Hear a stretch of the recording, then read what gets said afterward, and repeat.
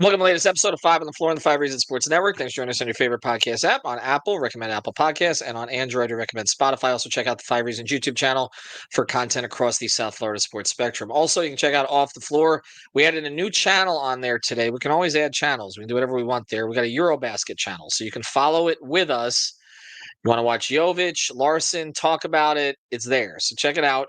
It's Off the Floor, $2.99 per month. Click on it. If you only get access to one channel, it means that you're not seeing everything. Okay, so that's you got to go in, pay the $2.99. Again, go through, you avoid the Apple upcharge, and you get access to the most heat anywhere, most heat information and conversation. Also, check out Prize Picks. Use the code 5FIVE. It's football season. They already got the Dolphins plays on there for Dolphins Colts and more. The opening Thursday night game. It's all there. Jump on it early. Use the code 5. We got a great crew this year. It's going to be guiding you through football season and helping you with your plays. So check them out. It's prizepicks.com. Use the code FIVE. And now, today's episode. Uh-oh. Yeah. It's Mercy. Music by Mercy again. Heat Nation, we the culture. Yo, E, I need you to call timeout. Need Brady to set the floor plan. Tropical blanket, open for the shot. Yo, Greg, set the pick. Still 5 on the floor, still ride for my dog. Still battle on the court, still survive in the war. Keep your eye on the ball, or get burned from the keep this mic off the wall without turning the cheek. From night to day, no sleepy pads or allowed to mourn us. The nut is sleeping us, never catch us snoring. Live from Miami, report in the heat with 5 Reasons Sports from the courts to the streets. Yeah, Wake County, Heat Nation, we say it proudly.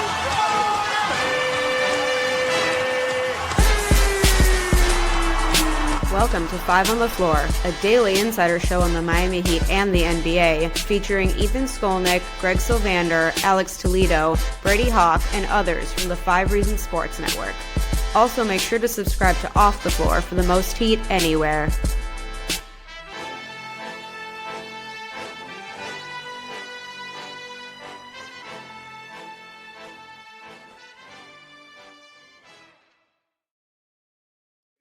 Need to cut that ending. I forgot to tell Alex.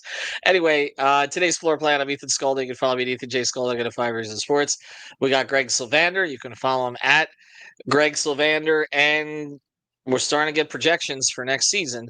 Now, we've done some of this already, but now ESPN has weighed in, and we are through the transaction season. So we're not expecting really anything else of significance to happen to any team at this point. Sometimes there are trades made right around training camp, but again, I don't think there's anything that's going to materially affect where things go. There, of course, are off-season injuries. Max Strus had one. Unfortunately, our friend Max, he's going to be out for quite a while with the Cleveland Cavaliers, and there'll be others as we go forward. But right now, the rosters are fairly static. Everybody kind of has a feeling for what happened this offseason and where these teams are positioned.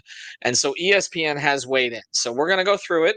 And we're gonna say whether or not we think this is fair to the Heat, if there's a chance of them being better than maybe ESPN expects, and we'll evaluate it. So let's go from here. They evaluated what they viewed as the contenders, the play-in group, and the bottom 5 in the 2 conferences. So they split it 5, 5, and 5. Now, when Alex and I did an episode about 3 weeks ago, we split into 5 tiers of 3. This is basically splitting into 3 tiers of 5. So either way that you go. So here's the teams they have as ultimately. Right, correct. I mean, really, I don't know. Where everybody's just looking for clicks. Okay, so here's who they have as the contenders. Okay, the Cavaliers 1, the Knicks 2, the Magic 3, the Hawks 4. It's an interesting one, and the Pistons 5. But really, they have the Hawks and the Pistons tied. So their projection for wins: Cavs 59. 59. Knicks 54. Magic 50. Hawks 47.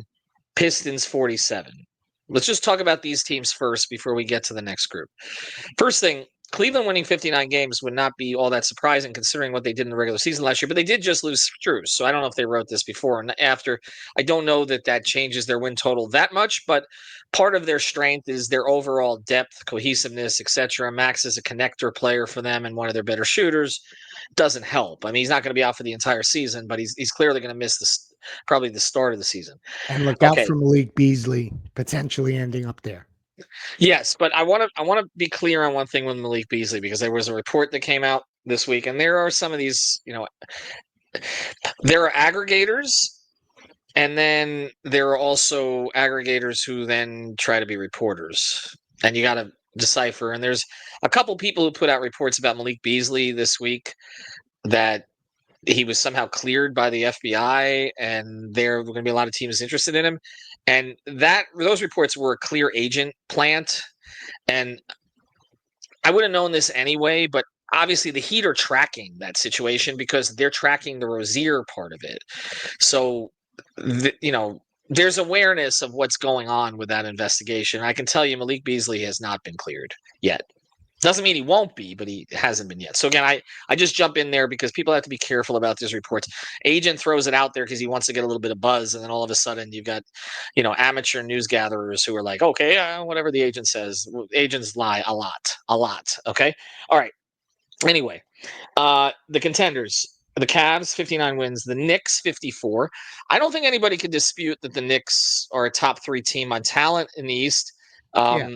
Our friend You're bringing Mark back the Jones same thinks they're going group. So to but a me, different like coach. that has a lot. Yeah, that's true. But I think they're well placed, and 54 wins sounds good. Where we're gonna go here in a minute, I think it's showing that they think the East is going to be a very, as they say today, mid conference. But yeah, like 54 wins for New York. That sounds about right. It's kind of crazy that will get you the 2 seed in a year like this, or that's what they're projecting otherwise. But some of these other teams, I'm a little less confident on. I want to throw something out there. I think the 54 wins might get you the 1 seed in this conference this year.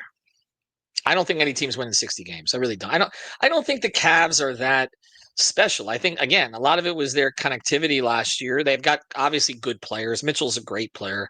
Garland's a good player. Mobley is a good player who should be a great player. Allen's a good player. I mean, they're good. Okay. And they added DeAndre Hunter, who helped them. And obviously they destroyed the Heat. So I'm not going to disparage them in that way. But then they lost to Indiana pretty convincingly. I know they had injuries. I get it. But I had my concerns about them in the postseason, and basically the Heat were just such a disaster that it didn't show up in that first round. The Knicks, 54 wins. Mark Jones is biased. Okay, we love Mark. He's based in Weston. He's a Heat fan at heart, but he's also the Kings play-by-play man. So he has an affinity for Mike Brown. He thinks they're going to be better with Mike Brown than they were with Thibodeau because offensively, Mike is much more creative than Tibbs is. I think that's fair. I also think they may win fewer games in the regular season simply because Tibbs drove his guys to play a ton of minutes, and I don't think Mike is going to do that. So there may be a little bit of a trade-off where it's more of prepping for the playoffs. And by the way, Mike has never had a ton of postseason success. So I'm curious to see what that looks like when they He usually starts well with each team he coaches. Like the initial year that he coaches, always they get off to a good start. So I'm interested to see how that plays Didn't the out. Lakers fire him in his first season like a few games in, though? I feel like that happened. Did I forget that? The Cleveland, he had success. And Was Sacramento. San Antonio and Sacramento, he had a lot of success initially. San Antonio was assistant. But yeah, Yeah, I so do think they'll maybe be the Lakers was the blip on the radar. I think they fired him within like 2 weeks, but that was a Kobe thing, I believe. But anyway, okay. So let's go to the next 3. And this is where I think these conversations could be had. The Magic, they have at 50 wins. Now, I get why everybody likes the Magic, okay? Paolo looks like the next big star, one of them. Franz is a really good player, even though he's underperformed in the playoffs. They kind of fell apart when Suggs got hurt last year, but he's a very good player, and he's going to get better. And then they added Bane, right? So everybody likes this team right now. But they've never won a damn thing, and they were not real good last year when Paolo and Franz both played. They actually played better without one or the other. So this rush to give them 50 wins, I don't know. I think they're a mid-40s team probably, but I'm not as convinced. And then the other 2 though, and I'll let you jump in on these. I would agree they're probably the 3rd best team in the East, but I think 50 is a little high. But the Hawks and the Pistons, okay. The Pistons, I understand because they fought the Knicks. They have the guy I think is the next big star, which is Cade. But I don't. And look, they added Duncan, who I think is going to help them. They, of course, Tim Hardaway Jr. is not there anymore. Beasley's not there for right now. They've got a lot of other good young players that got a little bit more experience last season. But sometimes teams slip a little bit after they make a jump. I'm not totally sold on them being 47 plus. They haven't been 47. The other one is the Hawks. And I think everybody is overplaying the Hawks right now. Do you think people are overplaying the Hawks? Because I don't think Porzingis is going to Yes. play 30 games. Like this is what it boils down to. And I understand that the moves all look good on the surface, but a lot of times the teams that we say win the off seasons don't necessarily win during the season and in the postseason. Like, yeah, for every fairy tale story of the big three coming together, there's a whole bunch of failed experiments elsewhere. So as much as like Porzingis and Nikhil Alexander Walker, I think they got as well in there. Like it's an interesting mix, but I don't think it guarantees them 47 wins. And I don't know that necessarily the thing with Trae Young there is also still up in the air. So there's some I don't necessarily know that team is solidified as much as people think that they are. Here's my thing about them. Okay. Risa Shea showed some signs last year. It's going to take him a couple more years to develop and see what he really is. Porzingis is not going to play a full season. He's just not. And to me, what it comes down to for them is when Jalen Johnson now coming back from injury, is he going to be their number one or is it going to be Trae? I think they're better off if it's Johnson. I don't think you're winning anything with Trae as your number one. I think if he's setting the table for people, yes, but not if you're relying on him to score consistently. We know what the Heat think of him. They know they can lock him up. Like he has his worst percentages of his career always. It is against the Heat. His worst percentages against any team are against Miami. And it hasn't mattered if it was Gabe Vincent or Davion Mitchell. He does not shoot well against them, and you cannot trust him defensively. They've had one run with him, and it was a complete fluke run because everybody else got hurt. Okay, and they had that run where they beat the Knicks on the road and all that. I am not sold on them. But as we continue down this list, and I won't give away any of the next teams just yet, it really shows that I think that the parity in the conference is unprecedented, and I can understand why a lot of teams think they have a shot. I think you're going to feel a little more optimistic about the Heat after this episode, and I don't know that necessarily where I wanted to take everybody, but as we go through it, I think you'll feel that a little bit. All right, we do want to talk about great sponsor of the 5 Reasons Sports Network, our friends over at Real Estate Shop. You should be optimistic when you're looking to buy or sell your house. You shouldn't be like, these people don't know what they're doing. No, reach out to Javier and Amanda. They've got open houses all over South Florida, Broward County in particular, east by my way in Fort Lauderdale, all the way out to Sunrise, Davie, Plantation, Pembroke Pines, Miramar, and all those spots. Check them out at Real Estate Shop. That's with 2 P's and an E. RealEstateShopFL.com. Great family folks, Heat fans, perfect fit for you. They can navigate this very complicated real estate market on both sides of the deal. So check them out, RealEstateShopFL.com or the Fort Lauderdale Realtor on Instagram. Okay, now they've got this next group. And by the way, when I think back to tiers, okay, when Alex and I did this, I do believe that he and I both had as the top 3 Cleveland, the Knicks, and the Magic. So that was the same. We both had, I believe, the Pistons in the second tier. I don't know if I think I threw the Hawks in there. I think I was more optimistic about him than them, about them than he was. And then we did reluctantly throw the Bucks in there. Mm-hmm. And they have the Bucks in the same spot, which is 46 wins. Let me just put this clearly, okay? The team that LeBron took to the finals in 2007 that people think is one of the worst supporting casts of all time when he was still with the Cavs, right? It was Anderson, Varejao, and Boobie Gibson, basically. And Mo Will. Right.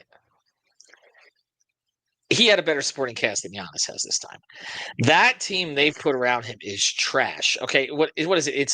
It's Miles Turner, Kevin Porter Jr. He gets 46 wins. He's winning MVP, I think, probably. I agree with you. Like and that's the thing. I won't write them off simply because of him. But that team is garbage. Like that, I don't really like their young players that much. They don't play them that much. Doc doesn't know how to play young players. I mean, Miles Turner's a good player, but also like he kind of disappeared from a rebounding perspective in the finals. He didn't really help a whole lot.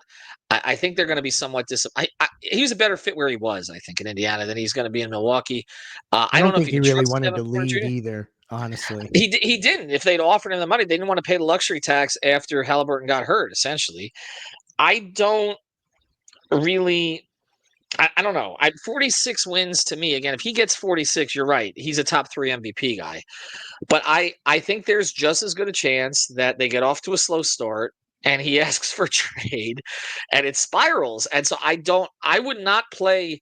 I don't know what their number is in Vegas. I think it's like 42.5. I would not play them over just because I don't trust that that's gonna click. I Yeah, mean, he's it's whatever volatile. the issues were with Dame, Greg, he was playing with Dame.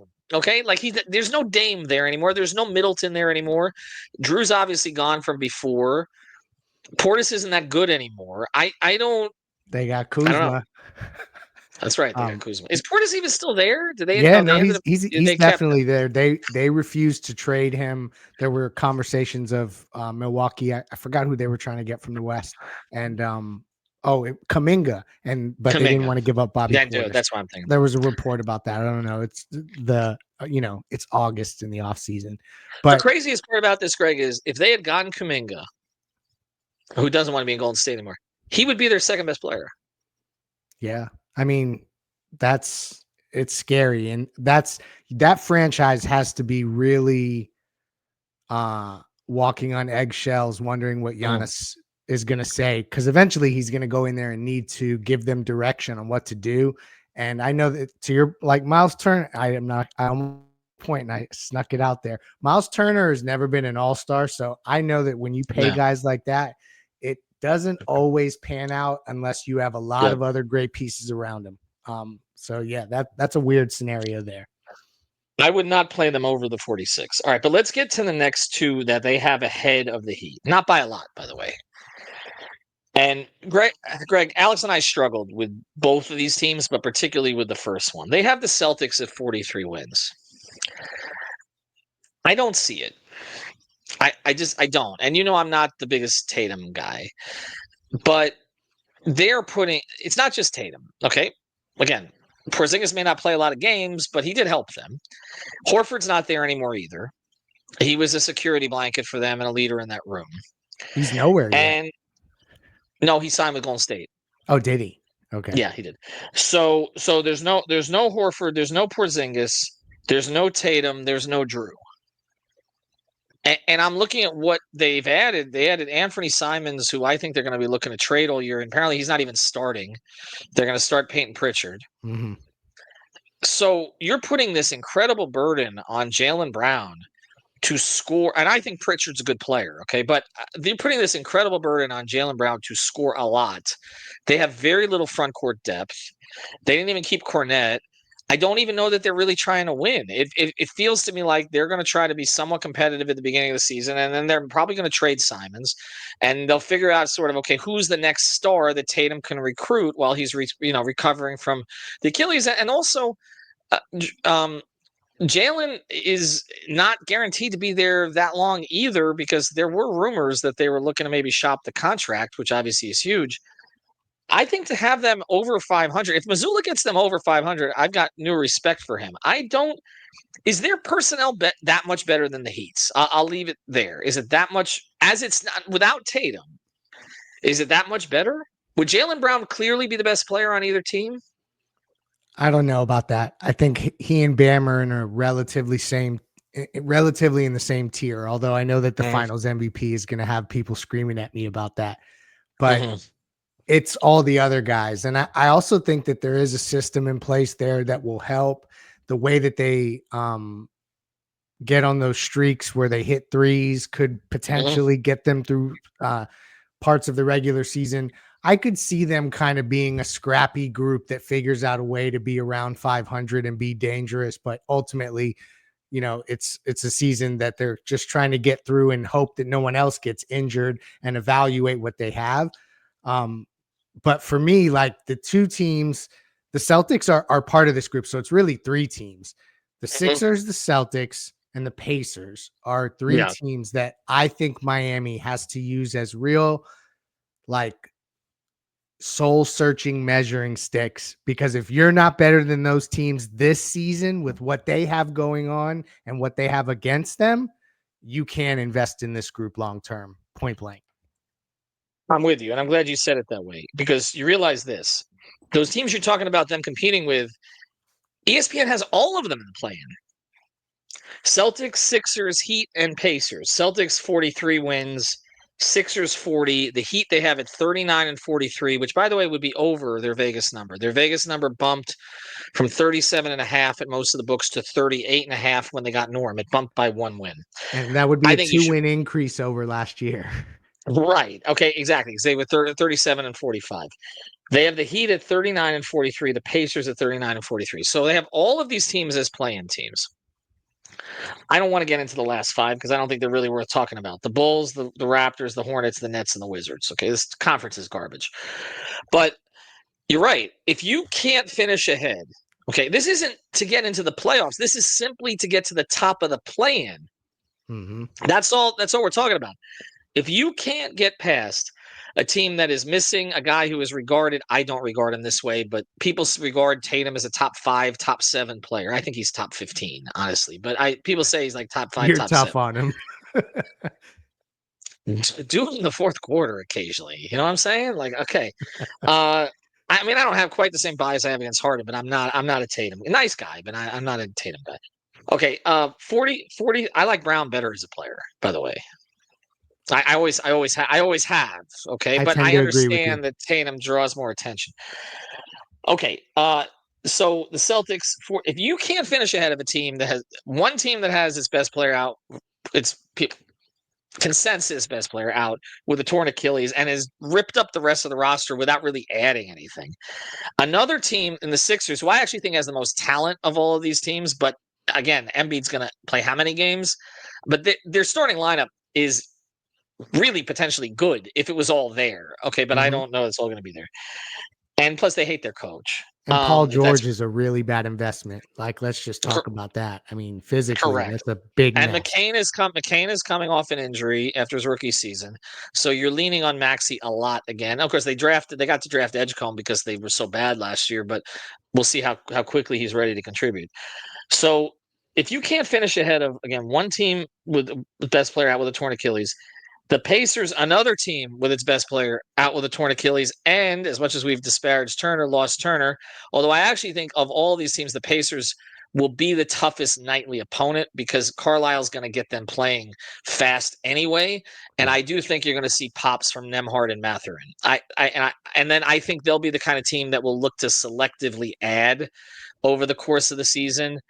And they're really smart about the way they do things. Pritchard is, even though the owner doesn't want to spend and was looking for an excuse not to spend, he hasn't spent the luxury tax in 20 years. Okay. If you can't finish ahead of those 3 teams, though, you're right. You're right. Because we're not even talking about – because, see, here's the thing. I do think that he could pick off one of those other teams. I think they could pick – if things broke right, if the Hero Powell things works, if Jovic pops – and we're going to do another episode on this. He looked great again. Mm-hmm. I think Nikola Jovic is going to be one of their 3 best players this year, and I think if he is, that changes the equation for this team. Yeah. Changes things a lot. One of their 3 best players, which means I think he can be better than Norm. Not that I don't think Norm's going to be good, but I think Jovic has, if that's the case, because I know what you're going to get from Norm. I believe you're going to get really quality play from him. If Jovic is better than him, this Heat team has a chance to be reasonably successful this season, okay? Like, I think Jovic would be better than Wiggins this year. So I'm a big Nico guy if Spo will lean into him. I think it's there. Then you guys can clip this when Spo sends him to Sioux Falls. Okay.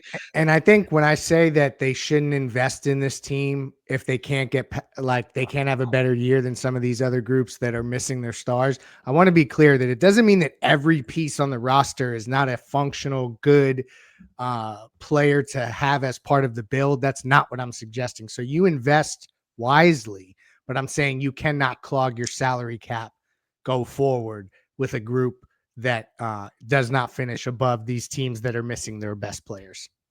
I'm with you. And I think as you look at, okay, if you look at the teams above, all right, I don't see Cleveland falling back below the Heat. I don't see the Knicks falling back below the Heat. I would be surprised if Orlando does. Although Agreed. I'm not as sold on Orlando as some are, even though I like obviously a lot of their young talent. Um, could I see Detroit falling back behind the Heat? I think it's possible. I think that again, sometimes teams it's not young teams are not always like this. Okay. Sometimes there are dips. I think they could go through that. I absolutely could see the Heat being better than Atlanta. I do. I just think It's Spo's the better than Hawks. Quinn. And it's the Hawks, you're right. And again, teams are going to figure out a way to expose Trey late in games defensively. You think teams pick on Tyler? I mean, look at what happens to the Hawks down the stretch of games when Trey has to actually guard somebody. Okay, I'm not convinced about the Hawks. And I think the Heat could finish ahead of the Bucks because, as I said, that thing could totally spiral if Giannis gets tired of it 3-4 weeks in. So when you start to look at it that way, and you say, okay, you got three teams in the East, including Orlando, probably clearly better, all right, than Miami. You got Detroit and Atlanta, where it feels like there's a lot of wish casting on them too, They're right? trying hard. Uh, trying hard. Okay, more so on Atlanta than Detroit because Detroit at least showed something last year. And then you have Milwaukee, which could be a potential mess. And then you have and then you have these other three teams that are really Philly's going to try to compete. They have everybody healthy. I mean, that's what they're going to try to do. But and Morey has to save his job, I think. But if you look at it that way, you're like, okay, how many of these teams should you finish ahead of? If and I'll put it this way because I think this is what you're getting at more than anything. If you're going to pay two guys close to $100 million, okay, Yeah. right? And I'm talking to both of them now. If you're gonna, because I mean, one of them is gonna get at least 35 if he's staying, and we don't want to do that again where we say what Tyler wants or doesn't want. We're not in his head. We're not. But we We're know not what saying Bam it. got, and that's We know done.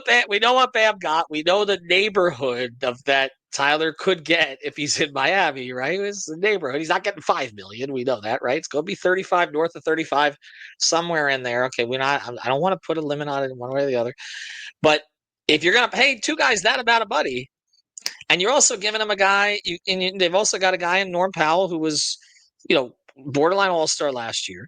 You got a guy in Wiggins who maybe looked disinterested a little last year, but seems to be somewhat energized. And it's not that long ago he was an all-star and was doing a damn good job on Tatum in the finals. You've got some interesting young pieces in Jovic and Ware. You've brought back a defensive guy in Davion Mitchell. Another interesting young piece is Larson. If Tyler and Bam making that kind of money can't get you past a team without Halliburton, another team without Tatum, another team that's going to probably lose Embiid for 50 games, another team that outside of Giannis has one of the worst rosters of the NBA, another team in Atlanta that's never proven anything, another team in Detroit that probably is going to go through some ups and downs. If you can't pick off a few of those teams, then you're right. Okay? As I've said, everything has to be on the table, but then everything has to be blown up. Because I don't, there's no excuse for not at least getting ahead of some of those teams. All right. Now, ESPN has the Heat ninth. We'll see where I end up putting. I probably will end up settling with them at 7, maybe before the season starts. I think But they it can get can't to be a lot 6 lower if than that. everything's not perfect. I won't say that because they could All get right. higher than that if everything was perfect. But if things break right, I think that they got a shot at 6. Right. And you know how you get there? You got to beat those bottom 5 teams because you Yep. play them. You play these East teams more often. You can't be losing these games to Chicago like you lost last year. You can't be losing to Charlotte. You can't be losing to Washington. You can't you can't be losing to Brooklyn for sure, and you can't be dropping games to Toronto. Like those 5 teams. If you're going to play, I don't know, is it 3 or 4 times you play each of these teams now? If you're going to play, I don't have it right in front of me, but if you're going to play those 5 teams, a total of 17 times, like you got to get 11 or 12 wins at least. All right. If you're going to be at least, okay. Yeah, at If least you're I was going to, gonna. right. Because those West Coast trips, and they got a couple of them, they may come out with no wins. All right. When Mhm. you look at the Western Conference. So you've been gifted this really soft conference, and it was a soft conference even before you have these traumatic injuries. Now Beat you up on the have these bad traumatic teams. injuries. Right. So that's where I'm at. So I don't think they should shy away from that challenge, and they should go into camp thinking we can compete. I know Spo says we don't look at the other teams and all that kind of stuff. I get it. Okay. Day to day, you don't. But in the macro, when you're making decisions about where you're going and where you can go in a season, if you're in the West right now, you're thinking, shit, we can't get off to a 5-10 start because we're cooked. In the East, that's not necessarily the case, but you got to clean up against some of those bad teams. You do. So, anyway, that's where we're at. They have them at 39 wins. I had them. What I say, the high end was 47 and the low end was like 33. So I mean, it's about right. But they should be going into the season hoping and working to be better. Thanks to our sponsors, Real Estate Shop, FL.com. Also, Prize Picks. Use the code FIV. Thank you for listening to the Five on the Floor on the 5 Reasons Sports Network. After all, someone needs to listen to my dad.